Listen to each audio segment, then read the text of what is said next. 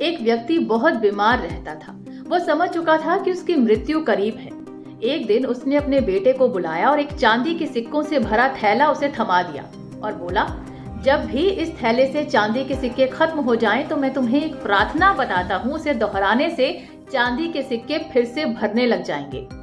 उसने बेटे के कान में 4 शब्दों की प्रार्थना कही और वो मर गया। अब बेटा चांदी के सिक्कों से भरा थैला पाकर खुश हो गया और उसे खर्च करने में लग गया। वो थैला इतना बड़ा था कि उसे खर्च करने में कई साल बीत गए। इस बीच बेटा प्रार्थना भूल गया। अब जब सिक्के खत्म होने लगे तो वो लगा प्रार्थना याद करने, मगर उसे कुछ याद ही ना आए। उसने जान पहचान वालों से भी पूछा कि क्या वो कोई 4 शब्द की प्रार्थना जानते हैं। एक ने कहा, हाँ मैं जानता हूँ, ईश्वर मेरी मदद करो। दूसरे ने कहा, ईश्वर तुम महान हो। लेकिन ये शब्द दोहराने से थैला नहीं भरा। एक दिन वो उदास होकर घर में बैठा हुआ था। तभी एक भिखारी उसके दरवाजे पर आया और बोला, सुबह से मैंने कुछ नहीं खाया है, खाने के लिए कुछ है तो दे दो।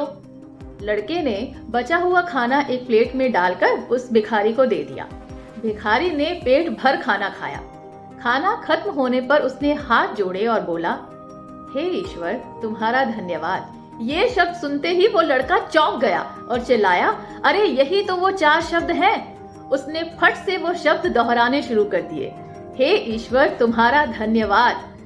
उसका इतना बोलना था कि उसके सिक्के बढ़ने शुरू हो गए। बढ़ते बढ़ते उसका पूरा थैला भर गया। यानी जब उसने किसी की मदद की तब उसे वो मंत्र फिर से वापस मिल गया।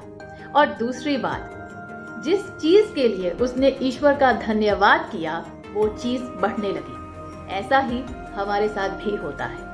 अगर आप पैसा आने पर थैंकफुल होते हैं और उसे भलाई के कामों पर लगाते हैं तो यकीनन पैसा बढ़ता है। इसी तरह अगर आपकी जिंदगी में प्यार करने वाले हैं तो उनके प्यार के लिए अगर आप ईश्वर को धन्यवाद देते हैं तो आपकी जिंदगी में प्यार बढ़ता है। हर पल शुक्राना, ग्रेटिट्यूड, थैंकफुलनेस, यही सबसे बड़ा मंत्र है। अब अगली बार नींद ना आए तो अपनी तकलीफें नहीं, रहमतें गिनिएगा।